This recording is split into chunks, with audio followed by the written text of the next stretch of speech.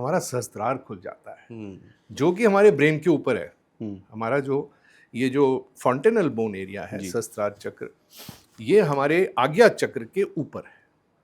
और ये कब खुलता है? जब हमारा अहंकार और प्रति अहंकार सबसे लोएस्ट एक्टिविटी में होता है, माने ये बलून डिफ्लेट हो जाते हैं कुंडलिनी के वहां जाने से, और हम निर्विचार हो जाते हैं। अच्छा। और निर्विचारिता में मैंने ये एक्सपीरियंस किया अपने जीवन में कि जैसे ही मैं निर्विचार हुआ, मेरा सहस्त्रार खुलता है।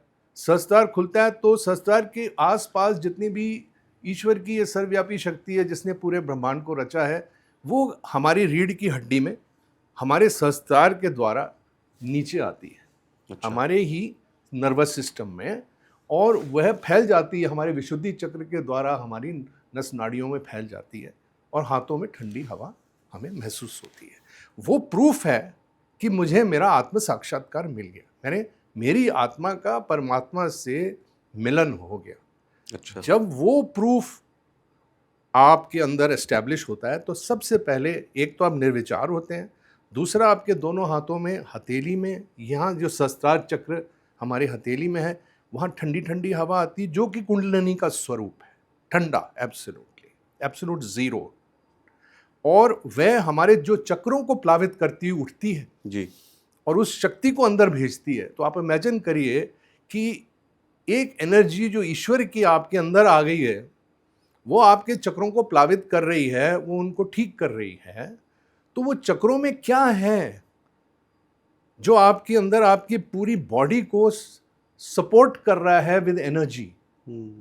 वो एनर्जी जिसको हम ब्रह्म चैतन्य कहते हैं, परम चैतन्य कहते हैं जी, वो हमारे चक्रों को ठीक करता फिरता है अपने आप ही।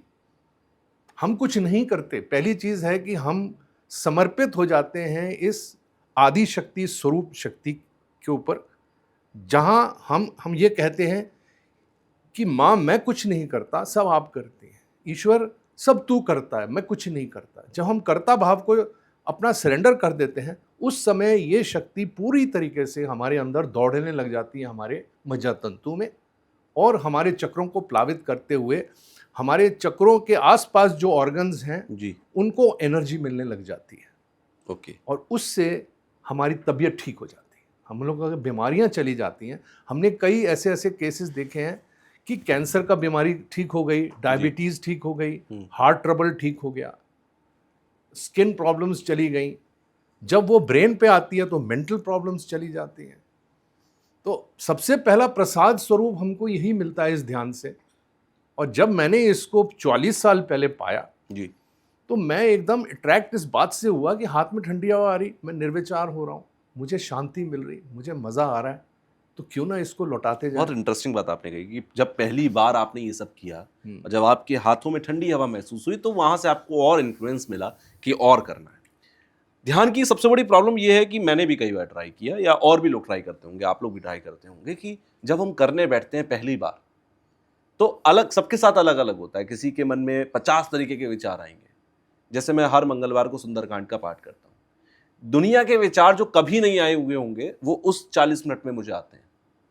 कहां का ध्यान मेरे अंदर नहीं आएगा, मैं खुद सोचता हूं अरे ये बात दूर दूर तक नहीं आती है, अभी क्यों आ रही है? और ये हर बार, हर मंगल मेरे साथ होता है और कई सालों से हो रहा है। तो क्या जब भी कोई नया इंसान ध्यान करने बैठता है तो ये सारी चीजें आना नॉर्मल है? पहला पॉइंट। दूसरा, आपने जितनी बातें अभी मुझे बताई ध्यान के बारे में, मैं समझ रहा हूं, लेकिन ये सब मुझे या किसी भी नए इंसान को ऐसा लगेगा कि एक थ्योरी का पार्ट है। जब ये प्रैक्टिकली पॉसिबल होता है बॉडी के अंदर, या प्रैक्टिकली होना शुरू होता है, तो वो क्या तरीका होता है? प्रैक्टिकली आप कैसे समझाओगे इसको? अब प्रैक्टिकली मैं यही कहूंगा कि देखिए, आपको किसी एक हायर पावर की तरफ अपना चित्त लगाना हो। वो कोई भी हो सकता है, वो कोई भी, भगवान ईश्वर है। ईश्वर है। ईश्वर का अगर आप इस्लाम से हैं तो अल्लाह है, अगर आप क्रिश्चियनिटी से हैं तो आपके लिए ईसा मसीह है, आप हिंदू हैं तो कोई भी देवी देवता है। बिल्कुल। आपके देखिए सारे धर्म हमारे अंदर है जी, ये चक्रों में ही बैठे हैं सारे। ओके। जैसे ब्रह्मा का वास हमारे स्वादिष्ठान चक्र में है, श्री गणेश जी हमारे उसके नीचे जो कुंडली जहाँ बैठी है रीढ़ की हड्डी के नीचे, वो स्थान हमारा मूलाधार का, वहाँ श्री गणेश जी का स्थान है जी। फिर आते हैं ब्रह्मा जी का स्थान है, उनकी शक्ति सरस्वती। उसके आगे जब हम नाभि चक्र पे आते हैं, जो ऊपर है तीसरा चक्र, तो वहाँ पे सरस्वती, लक्ष्मी, सॉरी, सरस्वती तो हमारे सेकंड में है, लक्ष्मी, लक्ष्मी और उनके श्री विष्णु। जी तो यहाँ पे हमारा जो है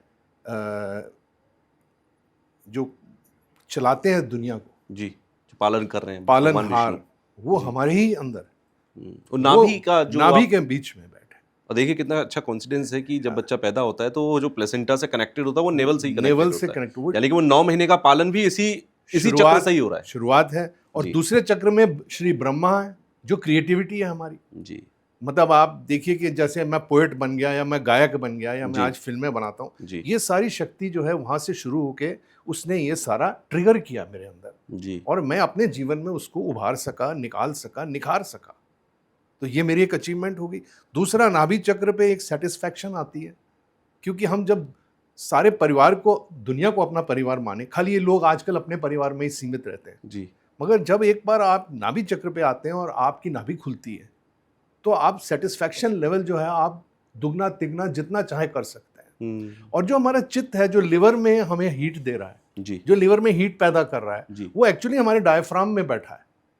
अब ये सारी शक्ति, नॉलेज कोई मैंने पैदा नहीं की, ये हमें श्री माता जी ने 1970 में जब उन्होंने ये पूरा सिस्टम खोला कि ये कुंडलिनी उठ के सस्तार से उठ के हमारे अंदर शक्ति को लेके आती है, जब उन्होंने ये थ्योरी हमें बताई, तो उसको करने के लिए प्रैक्टिकली वो स्वयं, मैं उनको मानता हूं कि उन्होंने कहा कि कोई ना कोई ऐसा हायर व्यक्ति जब आपको ये चीज़ बताता है तो आप उसकी तरफ हाथ करिए, तो वो ऑटोमेटिकली वो आपके अंदर जगा देता है। तो मेरे हिसाब से ये जो जागृति मैंने इसको महसूस की है, वो उनके प्रेजेंस में, उनकी फोटोग्राफ को हम यूज करते हैं सामने रख के, हाथ रख के, जी तो वो हमारी कुंडलिनी ऑटोमेटिकली हमारे कहने पे ट्रिगर हो जाती है, और वह उठ के, आपको सर ये महसूस करना पड़ेगा, आप माँ का फोटो रखिए, दोनों हाथ रखिए, आप मन में कहिए कि हे माँ, मेरी कुंडलिनी को जगा दो और मुझे मेरा आत्म साक्षात्कार प्रदान कर दो। आत्म साक्षात्कार वही कि कुंडलिनी शस्त्रा से आई और हमें को शक्ति मिल जाए